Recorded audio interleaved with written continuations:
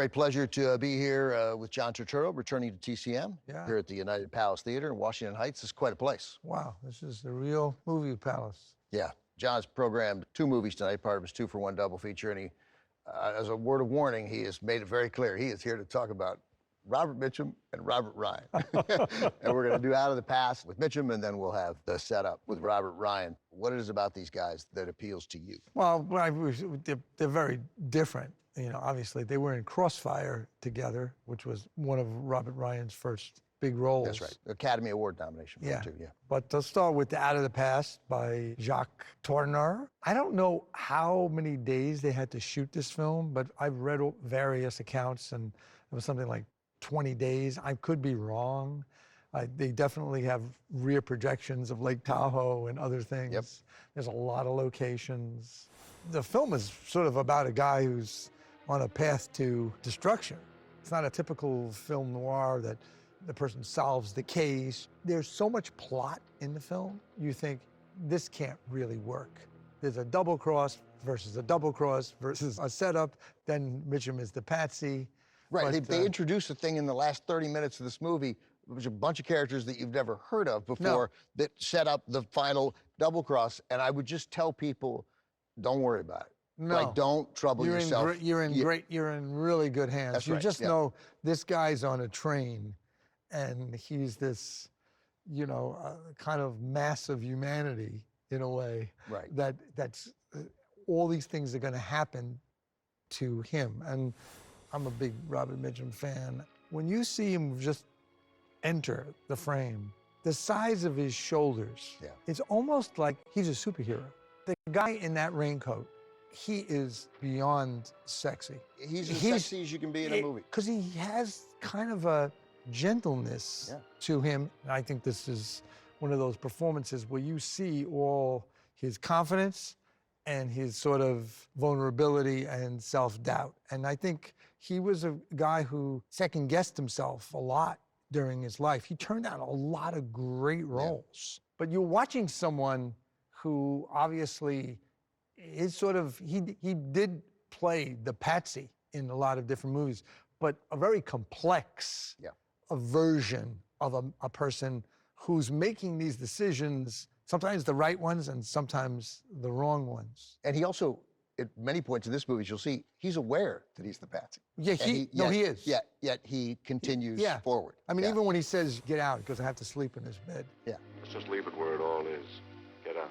Jane Greer is she's the femme fatale. She's pretty great in the film, and she has so many twists and turns. You know, you're a curious man.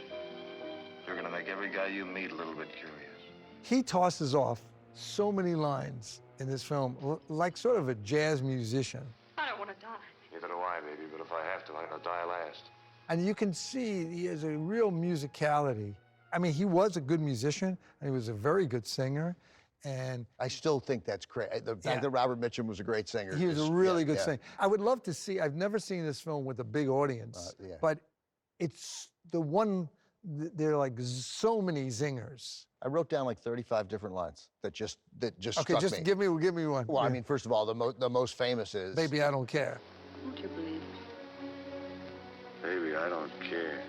Also, where she says, I wish he had died. He just goes, give it time. Give him time. Give him time. Give him time. Yeah, he'll come through. Yeah. Yeah. All right, John, we'll watch it and talk afterwards. Okay. Here it is, from 1947, directed by Jacques Tourneur, Robert Mitchum, Jane Greer, Kirk Douglas, Out of the Past.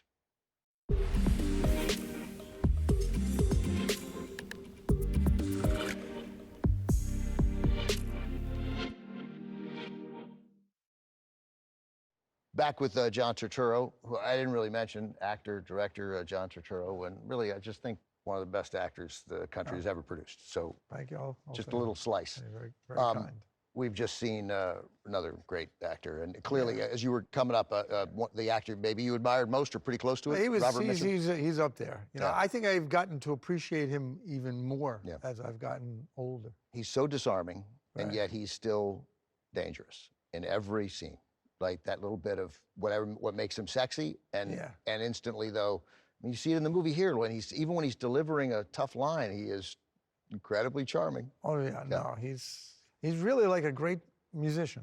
You know, he really is, and he understands. He never milks it. You know, he doesn't have to.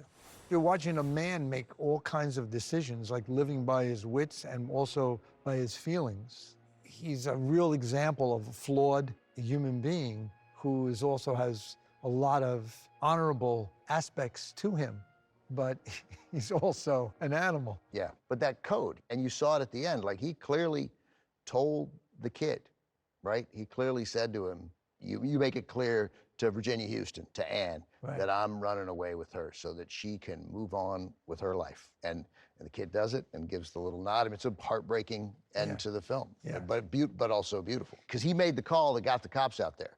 So he thought, Right. a good chance I don't survive this night. Right. So it's like he's sort of doomed, but but he's so full of life that you don't. Right. It kind of goes against that. That's right. You watch it, it doesn't. I brought my book out here because I wrote down so many lines. But one of them, right, the first when he's with Virginia Houston, Anne in the beginning, and they're on the lake. You've been to a lot of places, haven't you? She asks. One too many. Which one do you like the best? This one right here. And then she says, I bet you say that to all the places. Yeah. It's just, it's lovely. It's Yeah. the kind of, there's so many great little moments I think in the film. a lot of these, directors from different eras, Howard Hawks says, just get on with it. If you have a couple great scenes in the movie, you'll be terrific. Yeah. The rest of it, he told John Wayne in Red River, just get on with it. And John Wayne used to ask him, like, is this one of those scenes, like, to get on with it? And he would say, yeah, just get on with it. But it's a real interesting thing to watch, because in life we get on with it. That's right. Yeah. We don't stop and have the moment. Right. Not every day is not Right. filled with moments. right, I mean, yeah. it's much of life is getting on with it. And That's right. And that's how I think they're able to get past, like the lawyer, Leonard Eels. He's good. He's even good enough to believe that when the heavy, Joe, starts talking about how he behaved when he killed him, it's almost like we're seeing it. He just stood there, shaking so hard he couldn't even pray. That's a kind of great thing, and how Mitchum spills the beans to him and tells him, listen, you're in a precarious situation, so am I. Right. We'll see who gets out, Right. But he does it in a he's very generous to him, Totally. The guy's walking him out. Yeah, he's walking him out. Yeah, And it's like they're getting on with it. And they're and getting that's on- an that's- important scene. A very important scene. Yeah. Right. Last thing I want to say, again, we mentioned in the beginning, but there is this brilliance to Jane Greer. She switches back and forth so many times. Every time I'm still like, oh no, she does love him. Yeah. I see it. She does love him. You're like a sap. Like Right, I'm a sap totally. too. Totally. I'm the same sap. I'm like, yeah, she's got a point. Yeah, totally. Yeah. She's got a point. Yeah, they made her do it. They made Yeah. her do it. She had to, She's really, really, really Right. good in it, because But she's living by her wits. Yeah, she is in a bad spot, and Yeah. she's figuring out how to survive. Right. And the truth is, the Mitchum's partner, I mean, I got it. Nobody deserves to get shot like that and Right. killed. But I mean, that guy is playing with fire, and he's blackmailing him. She says you wouldn't have done it. And she's right. She says You you wouldn't wouldn't have done it. You would have just beaten him up and left him there. That's right. And he would have continued to blackmail him Yeah. for the rest of the. About that, she's definitely correct. This was fun talking about this movie with you. Thanks Yeah, for no, it's thanks a for great doing movie. it. Yeah. John's work isn't done. We will return momentarily with a Robert Ryan film made 2 years later from 1949. The Setup, directed by Robert Wise, is next on TCM. Next on TCM, The Setup, then The Blue Dahlia, and later, The Doberman Gang. TCM is the leader of the pack tonight.